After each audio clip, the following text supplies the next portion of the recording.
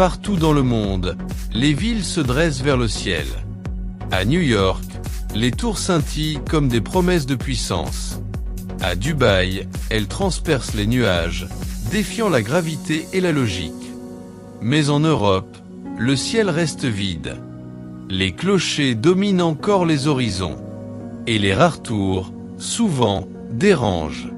Pourquoi l'Europe ne construit-elle pas de gratte-ciel? Est-ce une question d'urbanisme, de culture, d'histoire, ou tout simplement d'identité?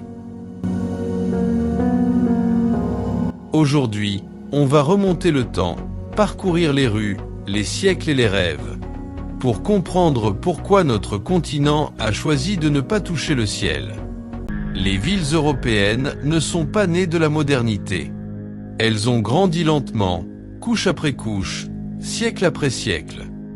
Au Moyen Âge, les seules structures capables de dominer la ville étaient les clochers, des flèches de pierre pointées vers le ciel, non pas pour affirmer la richesse, mais pour rappeler la présence du divin. À Chartres, à Cologne, à Milan, ces cathédrales étaient les gratte-ciel de leur temps. Elles n'abritaient pas des bureaux, mais des croyances. Les rues, elles, restaient étroites. Les places, irrégulières. Le cœur des villes, dense, vivant, imprévisible. Ce tissu urbain, tissé il y a plus de 800 ans, est encore là, intact.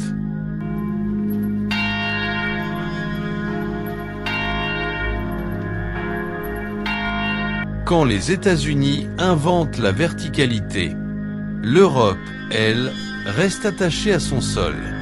Ces villes ne sont pas des tableaux vierges. Elles sont des palimpsestes. Chaque pierre, chaque façade raconte un passé.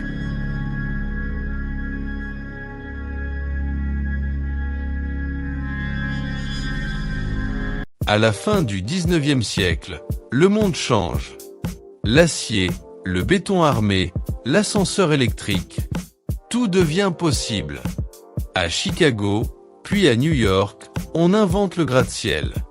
Une révolution technique, mais aussi symbolique.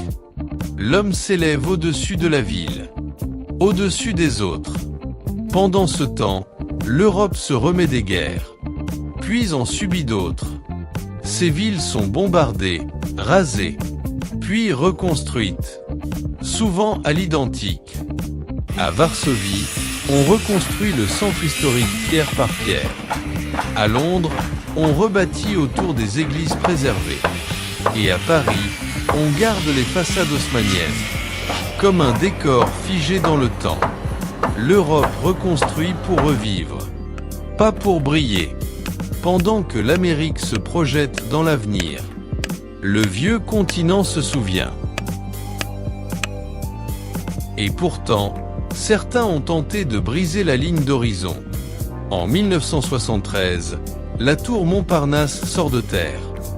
210 mètres d'acier et de verre. Au cœur du Paris historique. Une provocation. Les Parisiens la détestent. Trop sombre, trop massive, trop américaine. Depuis, elle reste un avertissement. Plus aucune tour n'aura le droit de s'élever dans Paris intramuros. La limite, 37 mètres. Un choix politique, presque philosophique. Mais ailleurs, on ose. À la Défense, à l'ouest de Paris. On construit haut, mais loin du patrimoine. Une ville dans la ville, coupée du reste. À Londres, les architectes négocient chaque mètre. Le char, le Gherkin, la Walkie-Talkie Tower. Autant de totems modernes dans une ville millénaire. Mais tout est calculé, calibré, encadré. Francfort, elle, fait figure d'exception. Son skyline rivalise avec celui d'une métropole américaine. Mais c'est la ville des banques. Une enclave verticale dans un pays horizontal.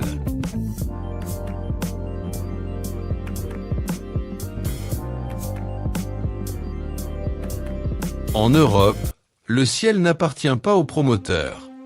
Il appartient à l'histoire. Londres protège 14 vues, 14 panoramas sacrés, où aucune tour ne doit venir troubler la perspective. De chaque point, la cathédrale Saint-Paul doit rester visible, intouchable. À Paris, plus de 50 000 bâtiments sont classés ou protégés. Dans Rome, Florence ou Prague, la moindre pierre est un fragment de mémoire. Construire un gratte-ciel ici, ce n'est pas seulement construire un bâtiment. C'est risquer de rompre un équilibre vieux de 1000 ans. L'Europe ne se définit pas par la hauteur de ses tours, mais par la profondeur de son histoire.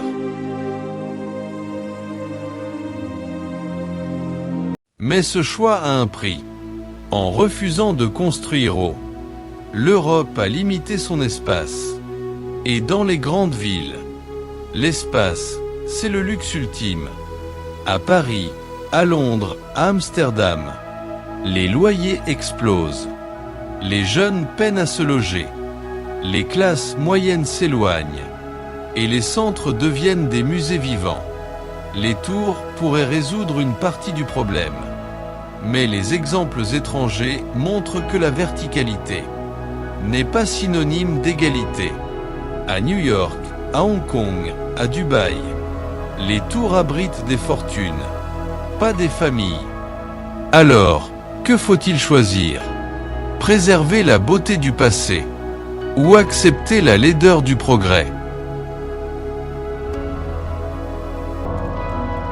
La verticalité, c'est une idée, une manière de dire au monde « Regarde jusqu'où je peux aller ». L'Amérique et l'Asie construisent vers le futur. Elles font de leurs villes des laboratoires d'ambition. L'Europe, elle, regarde vers le passé. Elle préfère la beauté de l'équilibre à la folie de la hauteur. Mais peut-être que ces deux mondes se complètent. L'un rêve de demain, l'autre protège hier. Et si la sagesse européenne, c'était justement de ne pas vouloir rivaliser?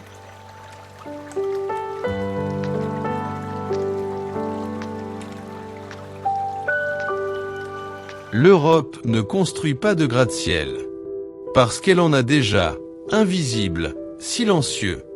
Ce sont ses cathédrales, ses histoires, ses peuples et ses villes, construits pour durer, pas pour dominer.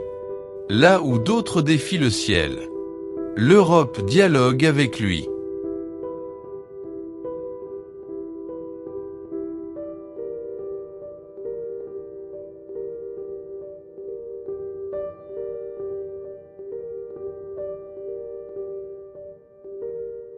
Et si, finalement, le vrai gratte-ciel européen, c'était son histoire?